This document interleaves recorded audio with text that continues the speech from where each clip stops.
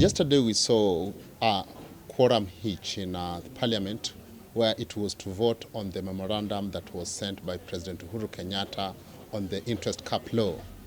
But, that means that now the memorandum now goes back to President Uhuru Kenyatta. It has not been repealed. Until he assents to it, then it will be repealed. Of course, he's going to repeal. And that means a lot of things to both borrowers and lenders. It has pros and cons. For instance, you saw when the interest cap law was introduced in 2016, we saw private sector lending dropping from 25% to 4%. That means that we had low supply of money in the economy.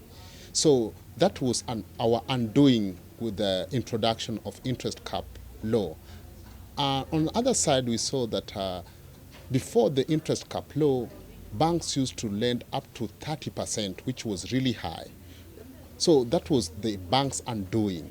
However, if you look at it holistically, you'll understand that if the banks come up with a reasonable rate, then it will be a win-win both for the banks and borrowers, because we'll have now money flowing back into the economy, jobs being created, businesses thriving.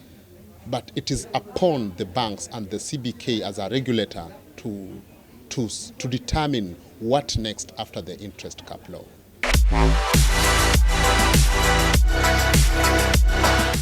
We don't know whether they are going back to high interest because, the CBK is here to watch. The reason why the interest cap law was introduced is because banks were really lending at high interest. So now that the interest cap has been repealed, it is now upon the banks to sanitize themselves, to come up with a reasonable rate.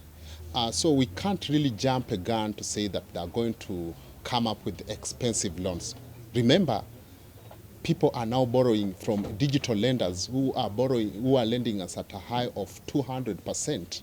So we don't know what will really happen. There are three options that they had proposed. They wanted to introduce risk-based lending, which means that you are going to be given money according to your credit profile, which is good.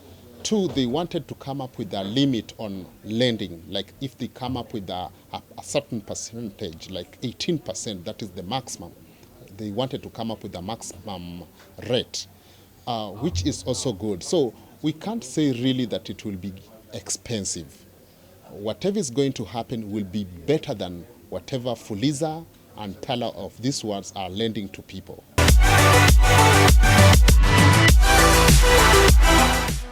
The repeal of interest cap is a big plus to the economy. This is because now banks will start lending to individuals, households, and SMEs. Remember, when the introduction of interest cap came, banks decided to lend to government. They were investing in government papers, denying the private sector money. That means money was not flowing into the economy. People had literally no money. So now, because they are now going to lend at free float rates, people are going to get money, and we are going to see jobs created. We are going to see businesses thrive. That depends with what they come up after with the interest cap law.